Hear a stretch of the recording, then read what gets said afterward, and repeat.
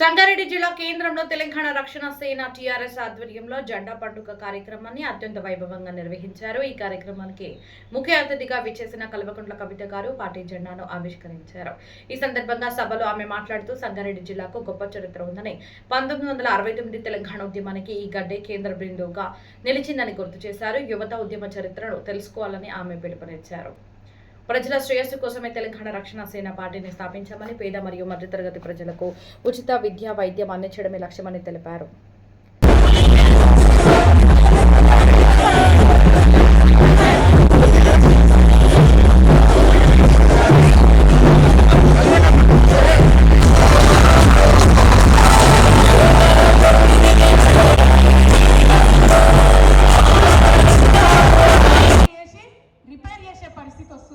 ఎందుకు ఇట్లా డబుల్ ఖర్చులు? శ్రద్ధ లేని వ్యవహారం, శ్రద్ధ లేని పని, ప్రేమ లేని పని. అది మారాలంటే ఈ రాష్ట్రంలో మన ప్రాంతాన్ని ప్రేమించే కొత్త ప్రాంతీయ శక్తి రావాలి. కాబట్టే ఇవాళ తెలంగాణ రక్షణ సేన మీ ముందుకు వచ్చిందని చెప్పి సంగారెడ్డి జిల్లా ప్రజలందరికీ కూడా సవినయంగా నేను మనం చేస్తాను. ఇంకొక మాట, మీ సంగారెడ్డిలో రాజకీయం భలే మంచుకుంటుంది.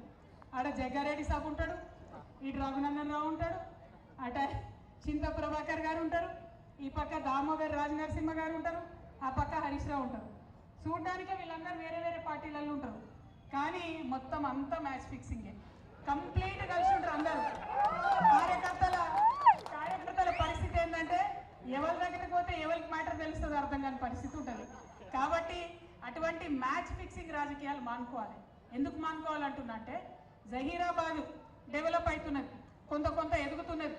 అక్కడ స్మార్ట్ సిటీ ప్రోగ్రామ్ తెచ్చుకున్నాం కష్టపడి. తర్వాత నిమ్స్ వచ్చింది, భూసేకరణ చేసింది, అక్కడ పరిశ్రమలు వస్తున్నాయి. ఇప్పుడు అక్కడ బుల్లెట్ ట్రైన్ ఇస్తామని కేంద్ర ప్రభుత్వం డిపిఆర్లో మొదలు చెప్పింది. మొన్న కొత్తగా వచ్చిన డిపిఆర్లో బుల్లెట్ ట్రైన్ లేదు. మరి ఇంత రఘునందన్ రావు నోరేసుకొని అన్నిటికీ వస్తూ ఉంటాడు కదా, ఏమై రఘునందన్ రావు గారు, ఎంపీ గారు, ఏమైంది డిపిఆర్లో బుల్లెట్ ట్రైన్ జైరాబాద్ రాకపోతే నీ నోటికి తాళం ఎందుకు పడ్డది? మరి ప్రతిపక్షాలు ఏమైనాయి? ఎందుకు ఇవాళ బీజేపీ నిలదీస్తలేరు? మ్యాచ్ ఫిక్సింగ్ రాజకీయాలతోని మన ప్రాంతానికి నష్టం జరుగుతుంటే చూస్తూ ఊరుకుంటే వేరే ఎవరైనా ఊరుకుంటారేమో, కానీ మేము మాత్రం ఊరుకోము. టీఆర్ఎస్ పార్టీ ఆధ్వర్యంలో ఖచ్చితంగా జహీరాబాద్లో బుల్లెట్ ట్రైన్ వచ్చేదాకా కూడా నిలదీస్తూనే ఉంటాం, కొట్లాడుతూనే ఉంటాం. అట్లనే పటాన్ చెరువుకు ఎంఎంటీఎస్ తెస్తామన్నారు ట్రైన్. ఎందుకంటే పటాన్ చెరువు వాళ్ళంతా పాపం హైదరాబాద్లో ఎక్కువ పని చేసుకుంటారు. ట్రైన్ వస్తే పేదవాళ్ళకి సౌకర్యంగా ఉంటుంది. వస్తుందంటారు, ఇండ్లు తీసుకుంటారు, పేదవాళ్ళని ఇంట్లోకి వెళ్ళి బయట వేస్తారు, కాంపన్సేషన్ ఇవ్వలేదు, ఇంతవరకు కూడా ట్రైన్ రాలేదు. మరి దానికి జవాబుదారు ఎవరు? అడిగేటోళ్ళు ఎవరు? పటాన్ చెరువు ఎమ్మెల్యే ఉంటే ఏ పార్టీలు ఉన్నాడో ఎవరికి తెలియదు. సంగారెడ్డిలో ఒక పార్టీ ఎమ్మెల్యే గెలుస్తాడు, ఇంకో పార్టీ వాళ్ళు ఇనాగ్రేషన్లు చేస్తారు. ఇక్కడ ఏం అర్థం కాదు. ఆందోళన మనకు మంత్రి పదవి వచ్చింది, రాక మంత్రి పదవి వచ్చింది ఆందోళనలో, కానీ ఆనందపడదామంటే వాళ్ళ బావమర్ది గారు సింగూరు కింద ఉన్న ఎఫ్టీఎల్ లోపల ఉన్న 200 ఎకరాల ల్యాండ్ మంత్రి గారి యొక్క బావమర్ది గారు కబ్జా పెడుతున్నారు. ఎవరు అడగరు? హరీష్ రావు గారు అడగరు, జగ్గారెడ్డి గారు అడగరు, ఏ పార్టీలో అడగరు. అందరు కలిసి ఏంటంటే ప్రజలకు ఇవ్వాల్సిన ఇయ్యరు, వాళ్ళు మాత్రం రాజకీయంగా ఎదుగుతారు, ఆర్థికంగా ఎదుగుతారు. ఈ రాజకీయం సంగారెడ్డిలో మారాల్సిందే. ఖచ్చితంగా సంగారెడ్డిలో ఒక కొత్త ఒరవడి సృష్టిస్తాం, మంచి రాజకీయానికి మార్గం వేస్తాం. టీఆర్ఎస్ పార్టీ నుండి ఒక మాట ఇచ్చినాం, పాంచజన్యం 5 పథకాలతోని ప్రజల దగ్గరకు వస్తాం. మొదటిది ఉచిత విద్య.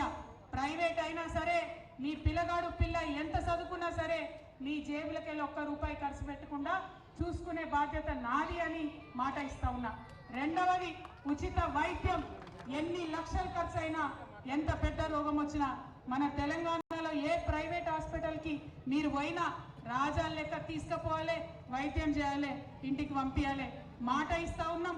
ఉచిత వైద్యం ఖచ్చితంగా ఇస్తాం. ఇక మూడవది వ్యవసాయం. ఇలా రైతన్నలు కల్లాల దగ్గర రైతులు కష్టాలు పడుతుంటే, గుండె ఆగిపోతుంటే అడిగేటటువంటి గుండె ధైర్యం ఏ ఒక్క నాయకుడు కూడా లేదు. చాలా ఇబ్బందులు పడుతున్నారు రైతులు. వారి ఇబ్బందులను తీర్చే విధంగా ముందుండి టీఆర్ఎస్ పార్టీ నాయకులం కొట్లాడతాం. రేపు మీ దయ వల్ల అధికారంలోకి వచ్చిన తర్వాత ప్రతి ఆఫీసులో, అది ఎంఆర్ఓ ఆఫీస్ అయినా కలెక్టర్ ఆఫీస్ అయినా, రైతుకు సపరేట్గా టేబుల్ ఉంటుంది, ఒక కౌంటర్ ఉంటుంది. అక్కడ పోయి సార్ మా వడ్లు కొంటలేరంటే జవాబుదారీగా ఉండేటటువంటి ప్రభుత్వం నడుస్తుందని కూడా మీకు తెలియజేస్తా ఉన్నా. ఇక 4వ అంశం మా యువ మిత్రులకు ఆడపిల్లలు మగపిల్లలు అందరూ చదువుకుంటున్నారు. ఇవాళ ఉద్యోగాలు చేసుకోలేని పరిస్థితి, వ్యాపారాలు పెట్టుకోలేని పరిస్థితి. మేము అధికారంలోకి రాగానే 4 లక్షల ఉద్యోగాలు ఒకటే నోటిఫికేషన్ మొదటి సంవత్సరమే ఇస్తామని హ్యాపీగా తెలియజేస్తున్నాం.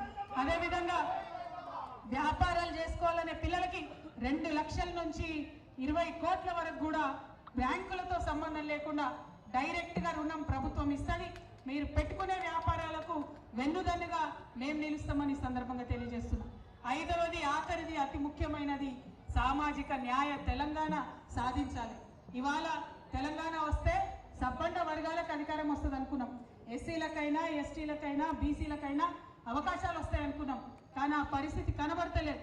కాబట్టి ఖచ్చితంగా ఇవాళ మా రాజకీయ పార్టీల్లో పదవులు చూసుకుంటే ఎస్సీ ఎస్టీ బీసీలకే పెద్ద పీట మేము వేస్తాం. రేపటి నాడు మా ప్రభుత్వంలో కూడా ఒక గుడి ఎట్లా కడతారో అట్లా శాసనానికి ఒక మండపం కట్టి ఇదిరా మా తెలంగాణ చరిత్ర అని సగర్వంగా అందరికీ కూడా చెప్పుకున్నాం. అందుకే అంటున్నా, సంగారెడ్డి అంటే ఆషామాషి కాదు. సంగారెడ్డి అంటే చాలా చరిత్ర ఉన్నటువంటి ప్రదేశం. మరి అటువంటి సంగారెడ్డిలో పుట్టినందుకు మీరు ఇవాళ మీతో పాటు ఇక్కడ తెలంగాణ రక్షణ సేన జెండా ఎగరేస్తున్నందుకు నేను సంగారెడ్డి నేల తల్లికి శిరస్సు వంచి నమస్కారాలు తెలియజేస్తున్నా, ప్రణమిలుతున్నా. మరి ఇటువంటి సంగారెడ్డిలో పుట్టినటువంటి మనం ఎట్లా ఉండాలి? టైగర్ లెక్క ఉండాలి.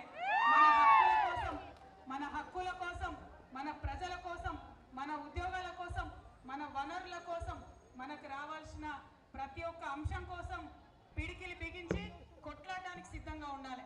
మరి ఇవాళ అట్లా కొత్తగా మీతో పాటు కలిసి కొట్లాడతామని తెలంగాణ రక్షణ సేనను ముందుండి నడిపించడానికి మాజీ జిల్లా పరిషత్ చైర్మన్ గారు బాలయ్య గారు ఇవాళ ఇక్కడికి వచ్చినారు. వారు సంగారెడ్డి జిల్లా ఇన్ఛార్జిగా ఉన్నారు. వారి నాయకత్వంలో ఈ కార్యక్రమం ఏర్పాటు చేసుకున్నాం. మరి సంగారెడ్డి పట్టణంలో తమ్ముడు దయాకర్ రెడ్డి గారు, సంఘమిత్ర గారు ముందుండి ఇగో ఈ జెండా పట్టుకుంటాం, తెలంగాణను సమూలంగా మార్పు తెచ్చుకుంటామని చెప్పి ఇవాళ తెలంగాణలో రకరకాల పార్టీలు ఉన్నాయి. బీజేపీ ఉంది, కాంగ్రెస్ ఉంది, భారత రాష్ట్ర సమితి ఉన్నది. మరి ఇంకో కొత్త పార్టీ ఏమవసరమని మీరు వెళ్ళినప్పుడు ప్రజలు మిమ్మల్ని అడుగుతారు. అడిగినప్పుడు మీరు ఒకటే చెప్పండి, ఎన్ని పార్టీలు ఉన్నా కూడా ఇవాళ ఎవరినన్నా పిల్లల్ని చదివించుకుందామంటే, ప్రైవేట్ స్కూల్కి పోదామంటే ఫీజులు కట్టలేని పరిస్థితిలో పేద మధ్యతరగతి వాళ్ళు ఉన్నారు. సర్కార్ స్కూల్కి పోదామంటే స్కూల్ ఉంటే టీచర్ ఉండదు, టీచర్ ఉండే బల్పం ఉండదు అన్నటువంటి పరిస్థితి సర్కార్ స్కూళ్ళలో ఉన్నది. మరి ఎట్లా చదివించుకోవాలి పేదవాళ్ళు పిల్లల్ని? 3 పార్టీలు ఉన్నాయి, కరెక్టే. 30 ఏళ్ల నుంచి రాజ్యం వెళ్తున్నారు, కరెక్టే. కానీ పిల్లలు చదువుకోవాలంటే అవకాశం ఇవ్వనటువంటి పార్టీలు ఉండి ఏక లేదెందుకు? అందుకే ఇవాళ తెలంగాణలో